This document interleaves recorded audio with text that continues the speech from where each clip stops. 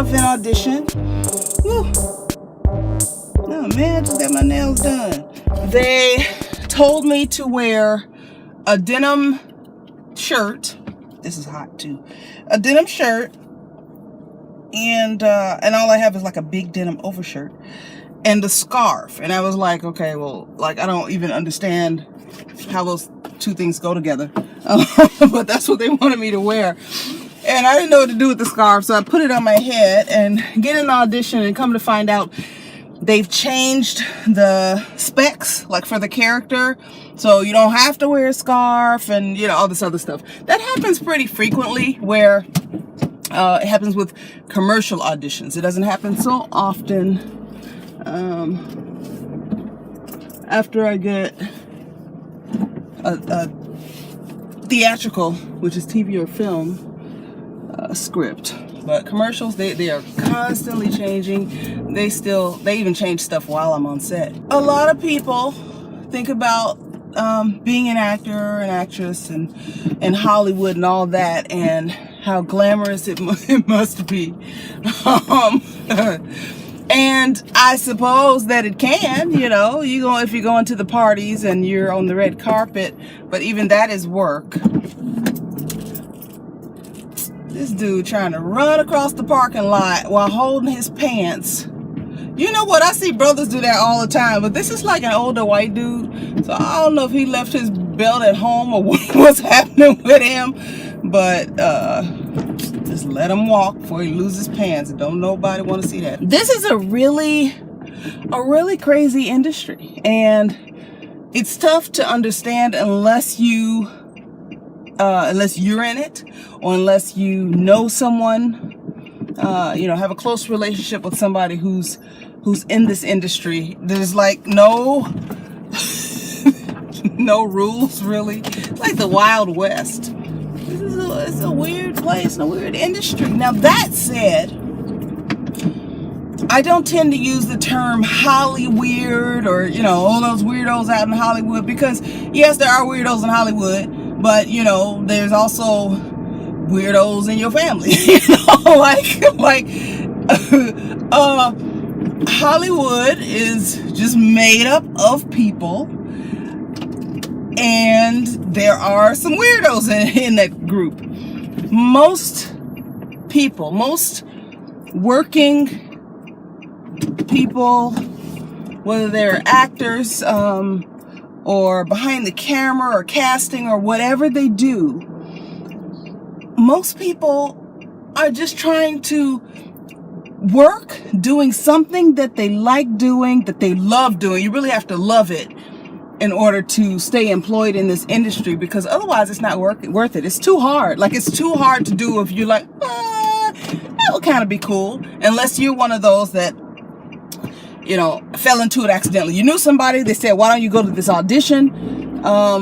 You went, you booked the job, and you blew up. And you're like, okay, well, that was easy. I'll keep doing this, But those stories are few and far between. So for most of us, it's just it's too much. It's too much to do if you don't enjoy the journey. If you're one of those who says, and this could apply to different aspects of life. If you're somebody who says, I will enjoy life when I achieve this amount of success, you might want to find something else to do. Like, find a way to enjoy the journey so you can enjoy your life all along, not if you get to whatever that predetermined set point is, because you might be waiting a long time. You might be waiting forever.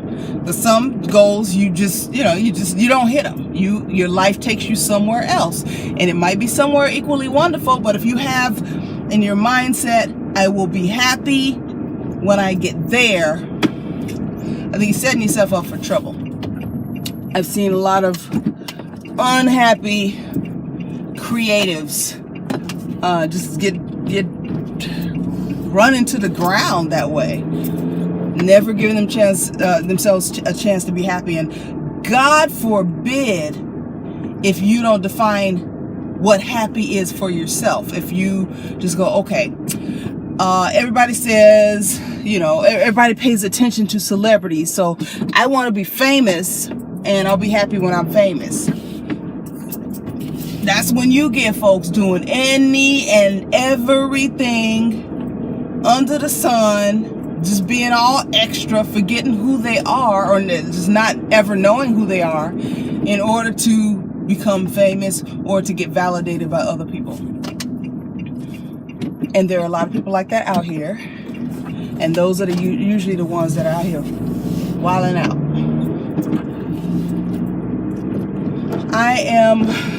I'm glad I was an adult already when I moved here, because I knew who I was. Like I had my, you know, fully formed personality. People are never set in stone. Hopefully you're not so rigid that you can't assimilate new information, new experiences, because life will teach you things, and you'll be like, oh, I thought I knew everything at 22, but now at 42, you know, I'm thinking differently about some things. So nothing rigid like that, but I knew who I was. I had a healthy sense of self-esteem, thanks to my family. I grew up in a family where I was supported, I was affirmed, and I was taught to affirm myself. I will tell you this: we really need more hairstylists and makeup artists that know how to do non-white people hair. Like I was trying to clean it up. We need more stylists that know how to work with highly textured hair. And I'm not just saying black people hair, because I've seen some other people, some non-black people, and their hair, you know, whether it's somebody white with really curly hair, or somebody Jewish with like afro hair, like, you know, I've heard it called a Jewfro. I don't know that I need to be assigning that term to people. I don't want to get myself into trouble, but you know what I'm saying. I'm sure you've seen Jewish people that have thick curly hair, and you know, and if they relaxed it, you would not be surprised. You're like, yeah, I get it. Okay, I get it. We need hairstylists in the industry who are not afraid to do our hair that looks, this is not my hair, this is Afro large ponytail. I did a video on it a long time ago. It is my most viewed video, so I'll put a link so you can check it out if you want to. But big, wild, curly, kinky hair, that's what we need. And people who care about our hair health, because this pisses me off.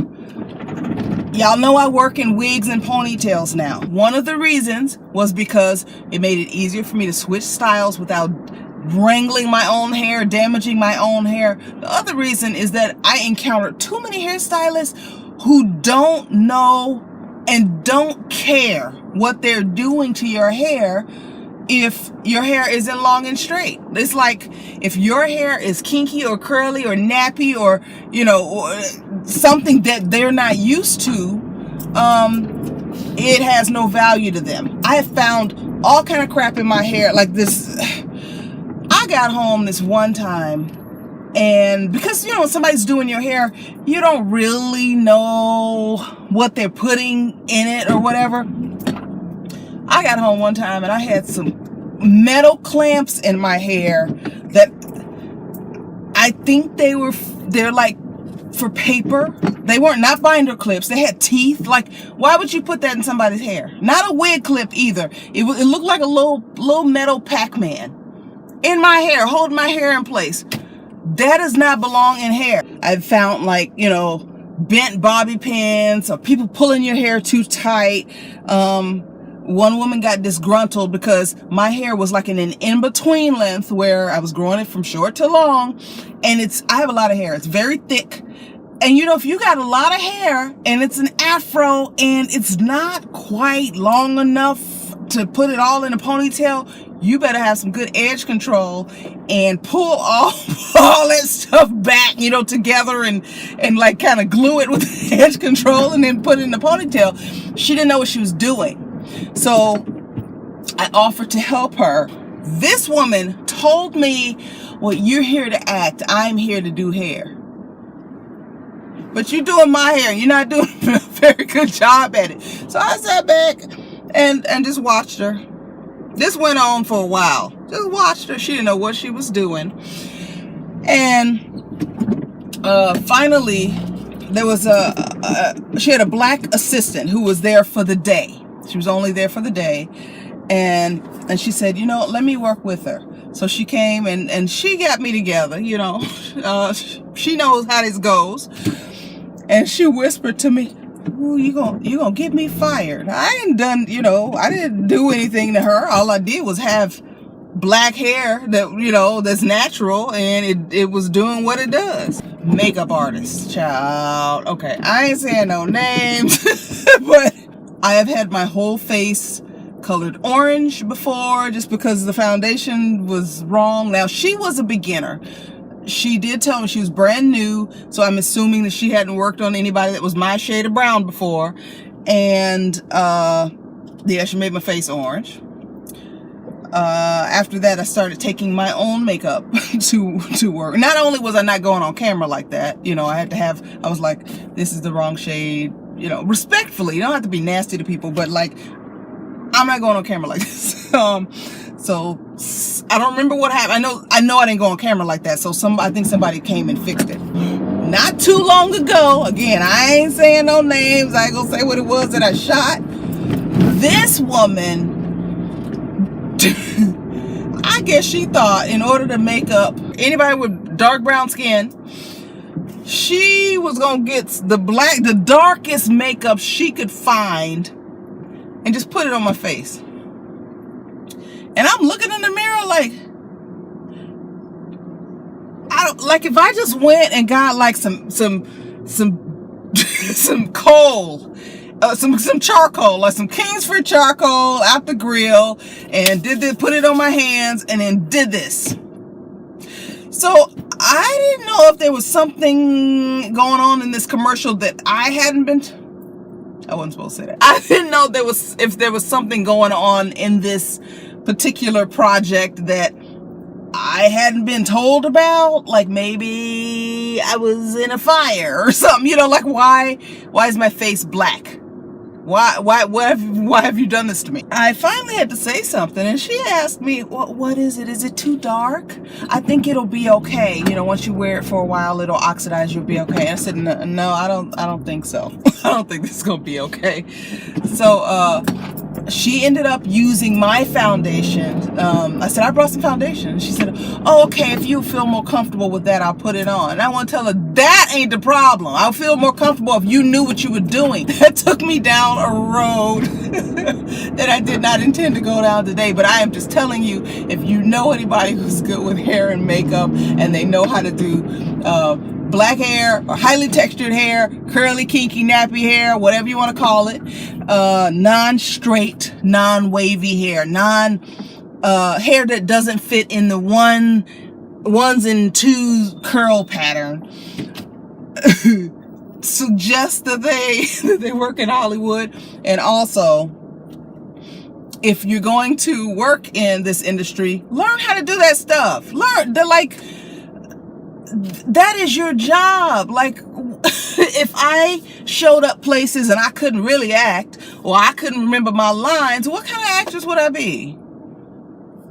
If people sit in your chair and you paint their faces black because you don't really know how to work with darker skin tones, you know, that are darker than, I don't know, ivory or whatever, what kind of makeup artist are you? Skin is skin. Same with hair. Oh, I can do straight hair, but I can't do curly hair. What? You need some schooling, because the answer is not that we need to change ourselves out here. The answer is that you need to learn to do what you say you know how to do. I'm going home. I had a voiceover audition earlier. What else did I have? I went to my chiropractor. I go to my chiropractor once a month, and he keeps me keeps me in working order. Then I went to the gym and I was on the treadmill, I was on the elliptical for a half hour, and I'm very hungry. So I'm gonna go home and find something to eat. All right, thanks for riding with me again. I actually enjoy doing these videos. Let me know, do you enjoy watching them? I know I just kind of talk and some, veer this way and that way and go off on a tangent or whatever, but if I talk to you while I'm in my car, I know I'll get the videos recorded. That's the thing. And just take you with me during my day, because I do know that a lot of people are curious about, like, what do actors, what do y'all do? What do you, it's not all glamour. It's not even mostly glamour. There is some glamour, but there isn't much. But you really just have to have a deep, abiding love for the craft, or some people are just like people, like people, like when you're a people person. I guess you call it people. Some people are like that. I'm not. I'm an introvert. I love the craft. I want to create the character, act, book the job, act some more, and then go home and get paid. That's what I want to do. Like, I don't want to hang out at the, at the happy hour, the hot spot happy hour or what. I want to go home and do whatever. All right, I've run out, and and I will see you again soon. The weekend is coming up. I am going to clean my apartment. I don't know what has happened to my life this week. Yeah, I do. It's been an especially busy week, and but I got to pull it together because too much clutter stresses me out. And then it's gonna be hot next week. It's gonna be like 200 degrees again.